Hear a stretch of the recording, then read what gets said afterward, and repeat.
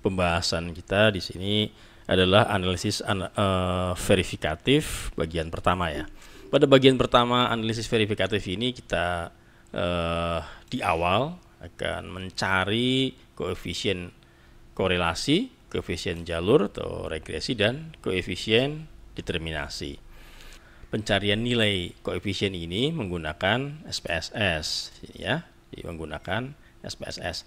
Caranya seperti apa? Kita langsung praktekkan saja. Silahkan Anda buka SPSS-nya, Anda input data X1, X2 dan Y. Ini sudah dibahas di pertemuan atau di episode sebelumnya, X1, X2 dan Y. Untuk analisis verifikatif, sekali lagi ini datanya interval, X1 interval, X2 dan Y juga interval. Kemudian tahap awal adalah mencari koefisien korelasi. Koefisien korelasi seperti apa? Koefisien korelasi ini adalah ini, hubungan atau korelasi antara X1 dengan X2. Nah, di sini nilainya sebesar 0,622. Dari mana ini? Kita cari ya, kita cari di sini. Analyze. Silakan ikuti analyze, correlate, bivariate. Nah, di sini X1 dengan X2. Nah, tampilan awal kalau belum melakukan biasanya seperti ini. Jadi, pilih X1 dan X2. Artinya yang akan kita korelasikan adalah X1 dan X2 di sini. Nilainya berapa sih? Oke, langsung aja klik OK. Tampil atau muncul tampilan di output SPSS correlation. Nah, oke ya. Berapa ini? Untuk lebih jelasnya kita copy paste saja. Copy. Kita kopikan, kita masukkan ke Excel di sini. Di Excel seluruh output yang ada di SPSS kita masukkan ke sini. Jadi nanti semua ada di sheet yang ada di Excel ini. Jadi satu file, semuanya dalam satu file. Kemarin kita analisis deskriptif sudah. Nah, sekarang di plus saja, plus. Ini, klik kanan, rename, sheet baru, bikin sheet baru, misalkan analisis verifikatif. Nah, kita perbesar biar bisa terlihat jelas. Oke, misalkan C5 ya, di sel C5 di sini. Nah, ini wadah ya, wadah untuk semua data atau output data dari Excel maupun output dari hasil analisis di SPSS kita masukkan ke sini semuanya. Jadi mulai dari tabulasi, uji instrumen, MSI, normalitas, analisis deskriptif, dan terakhir ini di sini analisis verifikatif, kita taruh semuanya di sini. Kembali ke SPSS yang tadi. Nah, di sini setelah kita lakukan analyze, correlate, bivariate, muncul output SPSS seperti ini, correlation. Klik kanan, copy.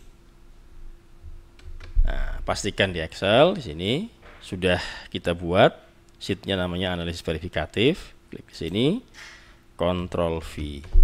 Nah, ini correlationnya jelas ini 0,622. Titik 622 artinya 0,622. Nah, ini termasuk korelasi yang cukup kuat ya di sini ya hubungannya. Sudah 0,622. Nah, terus kita masukkan di sini 0,622. Nah, di sini udah ya 0,622. Nah, terus selanjutnya kita cari ini koefisien ini dari mana ini? Nah, itu ya, koefisien jalur dan koefisien determinasi ini R². Nah, kita cari. Setelah kita mencari koefisien korelasi sudah bisa, kita lanjut dengan mencari koefisien jalur dan koefisien ini determinasi. Nah, caranya silahkan Anda siapkan tadi sama, datanya masih sama. Coba caranya agak berbeda di sini ya. Kalau tadi mencari koefisien korelasi dengan menggunakan analyze, terus Anda analyze di sini, analyze, correlate, bivariate, itu untuk korelasi. Nah, untuk koefisien regresi di sini analyze, regression, linear.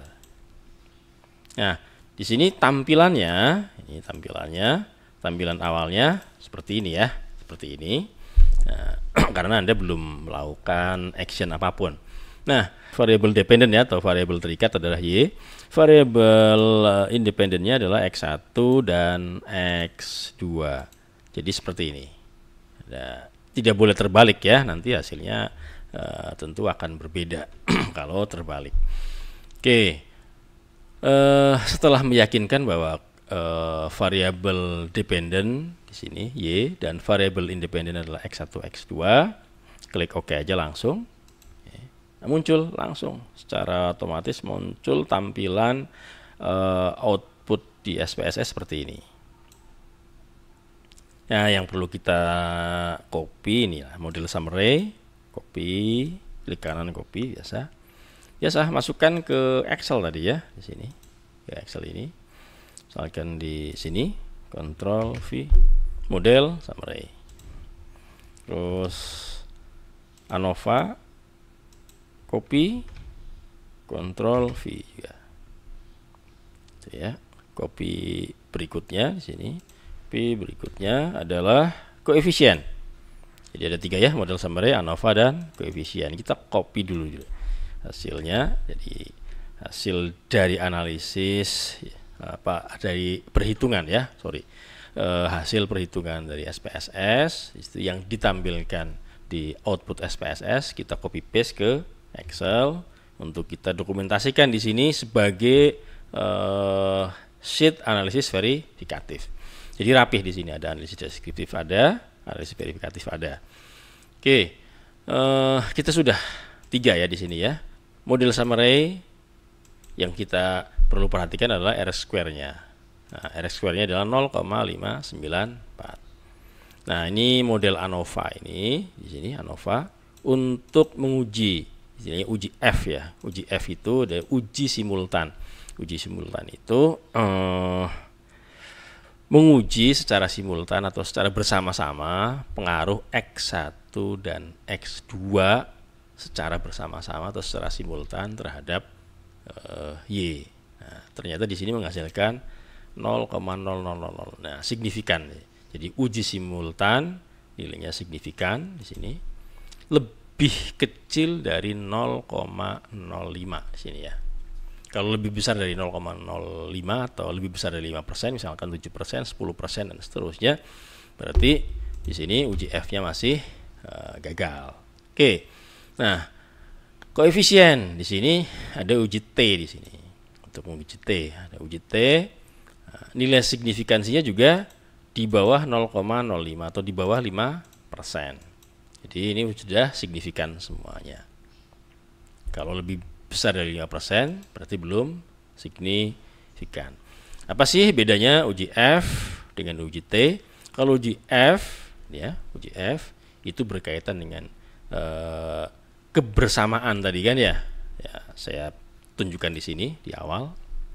Di sini ada rumusan masalah, ini berkaitan nih. Nah, ini simultan ini. Seberapa besar pengaruh X1 dan X2 secara bersama-sama atau secara simultan terhadap Y. Nah, ini diuji dengan uji F. Nah, kalau seberapa besar pengaruh X1 terhadap Y, seberapa besar pengaruh X2 terhadap Y, nanti pakainya uji T. Parsial, X1 saja terhadap Y, X2 saja terhadap Y. Itu ya. Nanti hipotesisnya, nanti ada muncul hipotesis, itu diuji dengan uji T. Oke ya, itu sekilas ya. Jadi uji F ini untuk uji simultan, X1 dan X2 berbarengan terhadap Y. Kalau ini uji T, uji pengaruh X1 terhadap Y dan X1 saja ya terhadap Y, dan pengaruh X2 saja terhadap Y. Nah, jika nilainya sudah lebih kecil dari 5% atau 0,05, di sini 0,001, lebih kecil dari 0,05, maka signifikan. Nah, nilainya berapa? Apakah pakai unstandardized atau pakai standardized? Nah, di awal di sini aslinya ini unstandardized coefficient. Secara statistik di sini muncul B atau konstanta, ya. Ingat, silakan Anda buka-buka catatan kembali tentang statistik. Ada persamaan garis lurus, Y sama dengan AX plus B misalkan, itu ya. Nah, B-nya itu adalah konstanta. Jika konstantanya 0, maka melewati titik 0,0. Nah, di sini konstantanya 14. Artinya unstandardized. Jika standardized artinya tadi B-nya 0. Berarti lewat 0,0 di sini. Di sini nggak ada. Di sini kan 0. Artinya garis tersebut, garis linear tadi, Y sama dengan AX plus B, B-nya 0 berarti Y sama dengan AX. Sudah, plus 0 karena B-nya 0. Ini makna standardized itu. Jadi digeser ya, digeser. Garis tersebut digeser ke titik 0,0. Nah, SPSS melakukan perhitungan kalau dari unstandardized menjadi standardized itu. Nah, asalnya ini 0,329 untuk X1 ke Y dan X2 ke Y 0,361 menjadi ini. Jadi digeser ke 0,0 itu, atau konstantanya 0 di situ, nilai B-nya 0 di sini. Secara perhitungan SPSS, jadi SPSS menghitung sendiri. Nah, hasilnya ini. Ya, kita tinggal terima aja hasil perhitungan dari SPSS. Oh, ini. Nah, yang akan kita pakai adalah ini. X1 ke Y, koefisiennya atau koefisien regresi atau koefisien jalurnya 0,431 dan X2 0,425. Kita masukkan sini. Ya, masukkan ke di sini. 0,431 dan 0,425. Itu koefisien jalur atau koefisien regresi. Ini sudah dapat. Terus koefisien determinasi atau R square dari mana ini? Nah, kita lihat di sini koefisien tadi udah. Nah, kita bold aja ya biar mudah. Bold arti yang menjadi perhatian kita ini. Nah, R square di sini ada di model summary. Ada R square nilainya 0,594. Artinya pengaruh total sebesar 59,4%. Oke. Nah, kemudian setelah diketahui, kita masukkan di sini 0,594 ya, 0,594. Oke. Nah, di sini R square. Kita ungroup dulu. Ya. Nah, seperti ini biar rapih. Untuk membuat ini tentunya sudah dibahas di episode awal di situ tentang shape. Silahkan Anda pelajari kembali. Nah, ini hasilnya. Hasilnya seperti ini. Nah, ini epsilon apa itu? Epsilonnya di sini adalah variabel-variabel lain, gitu ya. Variabel lain yang tidak diteliti, variabel lain yang berpengaruh tetapi tidak diteliti. Di sini kan hanya X1 dan X2. Mungkin misalkan produk sama price gitu ya. Atau produk dan harga. Nah, di sini distribusi misalkan. Terus promosi belum dimasukkan kan? Nah, itu juga berpengaruh, tapi kita tidak meneliti itu. Yang diteliti adalah produk dan price saja misalkan.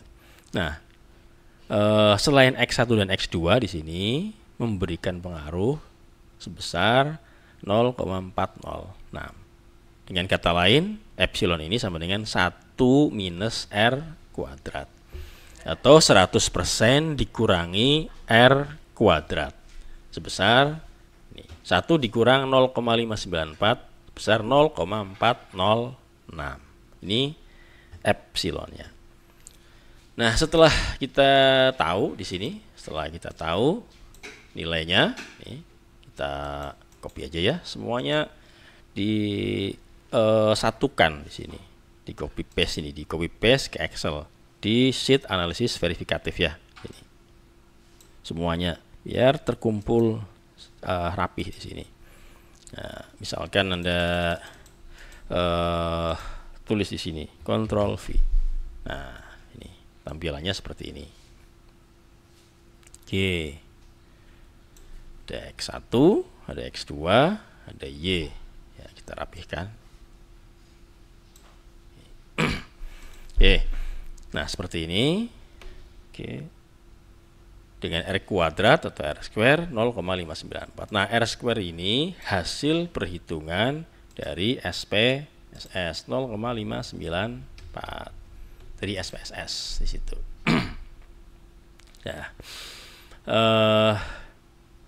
Saya kira untuk analisis verifikatif tahap 1 di sini untuk pencarian koefisien korelasi, koefisien jalur atau koefisien regresi, dan koefisien determinasi atau R square atau pengaruh total cukup jelas ya, ini cukup jelas. Mudah-mudahan Anda bisa praktekkan dengan baik. Jika menemui error itu wajar, kita ulang lagi. Tapi secara prinsip langkah-langkahnya seperti yang sudah diterangkan.